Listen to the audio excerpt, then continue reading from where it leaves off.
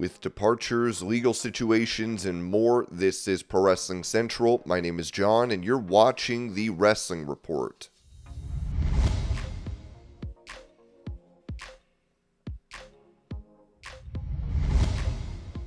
Confirming his exit from All Elite Wrestling, Bear Bronson wrote this on X. "Tomorrow, I am officially a free agent in pro wrestling. To everyone that believes in me, to my family, and to my beautiful wife, I love you all. I'm grateful to live this life and grind. Now, I chase everything I've ever dreamed of in full force, and bet on Bear Bronson."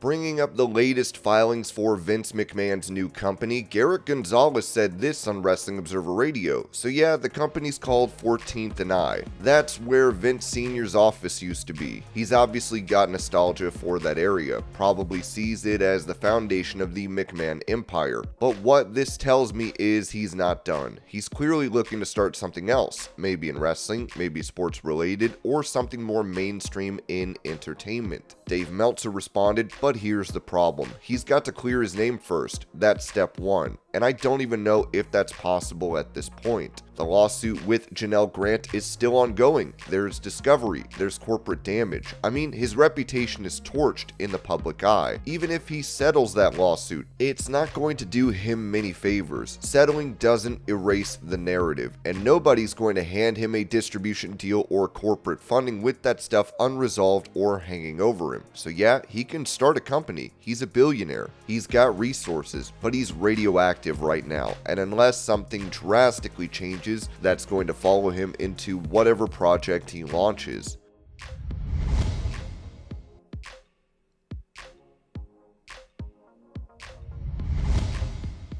Reviewing a match between Penta, Chad Gable, and Dragon Lee on Raw on May 26th, Stevie Richards said this regarding a seemingly dangerous spot, where Gable was dropped on his neck from a botched piledriver. What's he trying to do? Kill Chad Gable? Oh my god, look at this. That is a broken neck. I'm saying this guy, he has a strong neck. Plus what? You see what I mean? Oh, back. The exact way he landed is the way you break your C1. Tucking the chin prevents, you might still break your neck, but this here is a severed spinal cord injury. Hitting back like that, you're not meant to do that. I'm telling you, Chad Gable is the toughest guy in the world right now. They're just trying, what are they doing to this guy? He's every bit of what Kurt Angle was, entertainment-wise, work rate-wise. He's shredded beyond belief. He gives everything they give him. He scores a touchdown with it. He's so entertaining, but this is just, he gets abused. He's legitimately injured. Then in the back, they force him to take a punch and a bump from AJ Styles. Next thing you know, he's going to be wearing a wig and a dress.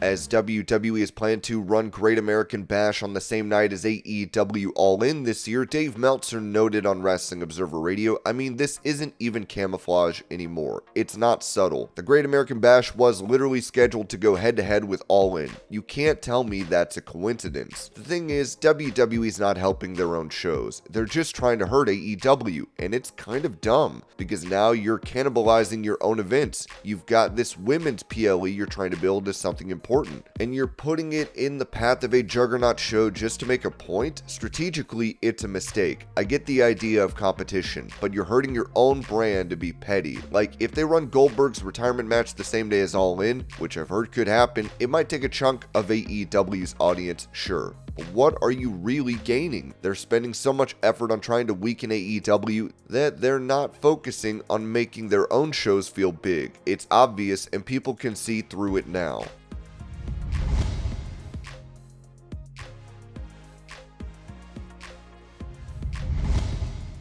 Pro wrestler Jaden Steele, real name Jordan Williams, has been arrested, with the sheriff's office in Santa Rosa County releasing this statement. Santa Rosa County, Florida, on May 27, 2025, deputies with the Santa Rosa County Sheriff's Office responded to a report of a suspicious note found inside the restroom of a local business in Nevada. The note, written by victim, identified herself and indicated she was being held against her will at a nearby residence and feared for her life. Utilizing surveillance footage, prior case records, and witness interviews, deputies identified the suspect as 34-year-old Jordan Williams. Williams and the victim have a documented history with our Agency of Domestic Violence Incidents. Santa Rosa County deputies executed a search warrant at the listed residence. Inside, deputies located an adult female, who confirmed she authored the note and detailed a prolonged period of abuse. She detailed repeated assaults, threats involving weapons, and being held in isolation by Williams for a span of several months. Deputies observed visible injuries, and the victim was transported by EMS to a local hospital for treatment of suspected broken bones and other trauma. Our victim advocates team also responded and assisted the victim. Jordan Williams was arrested on the following charges: felony aggravated assault with a deadly weapon, DV; felony kidnap false imprisonment, DV; felony battery, DV; misdemeanor battery, touch or strike, DV; felony battery by strangulation, DV. He was booked into the Santa Rosa County Jail on May 28th without incident. He will appear in front of a judge today, May 29th, for first appearance to determine if a bond will be set. Sheriff Johnson shares, "This case represents the strength of coordinated work by my staff and the bravery of the victim. Thanks to her courage and the deputy's swift actions, she is now safe and receiving care. If you or someone you know is experiencing abuse, call the Florida Domestic Violence Hotline at 1-800-500-1119 or contact our office at 911 or 850-983-1190. Help is available 24/7.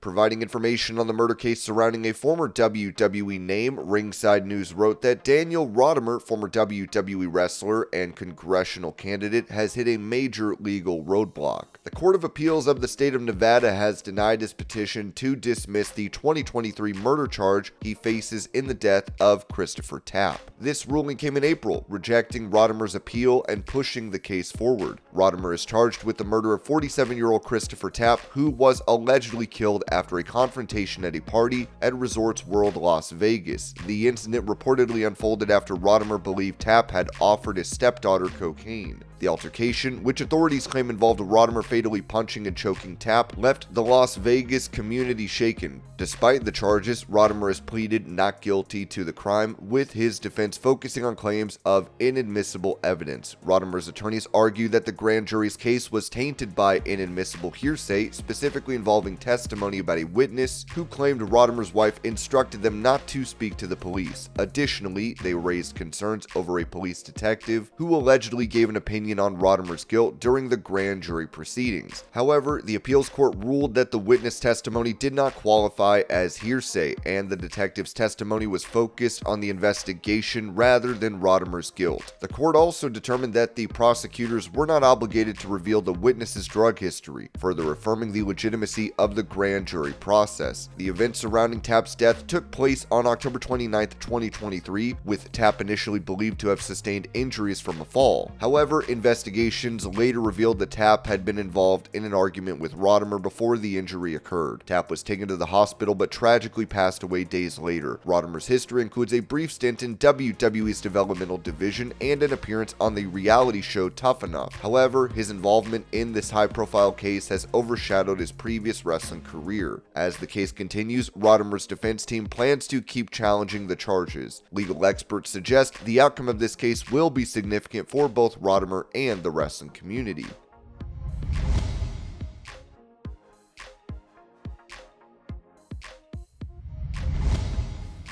With rumors spreading that Mariah May is not looking to re-sign with AEW and go to WWE, she has now been removed from the AEW roster page on their website. PW Insider reported that Mariah May was removed from the AEW website, which usually means someone has departed the company and is free and clear to go elsewhere. We can confirm that we've heard from WWE sources over the last week that she's expected to start there in the near future. Dave Meltzer added on Wrestling Observer Radio, "Yeah, she she's gone. That was expected for months. Basically, when the Toni Storm feud wrapped up, that was pretty much the end of the road. They ended that story a little earlier than I would have done it. They had more legs there, but she was never staying long term. The dream was always WWE. She came into AEW already thinking WWE was the endgame. There's no animosity here. This was all known internally, and the reality is, she used AEW the way a lot of people use the Indies or NXT, as a launching pad. Fightful Select has added that May's deal with AEW is still active, as WWE sources have confirmed her move to the promotion is all but confirmed. Back in 2019, Mariah May said this in a resurfaced interview with 10 Count Media, recalling her tryout for WWE. But yeah, it was kind of surreal when they asked me. I thought it was fake. Like, I immediately checked the handle, because I was like, I've had this one match, but you know, obviously I've wanted to go to WWE, and I was like, they reached out to me. I'd only had, well, when they reached out to me, I'd had 2 matches, or 1 match, and then by the time I had my tryout, I think I'd had like 4 matches. It was an amazing experience, like, because a tryout in itself with WWE is, you know, there might be like a wrestling match, but there's a lot of drills and fitness and promos, so all of that, I'd been training really hard, because I trained quite a bit before I actually had my first match, so in that side of things, like, cool, great. And this was your pro wrestling news update. I hope you're all having a great day. Thank you so much for watching, and I will see y'all later.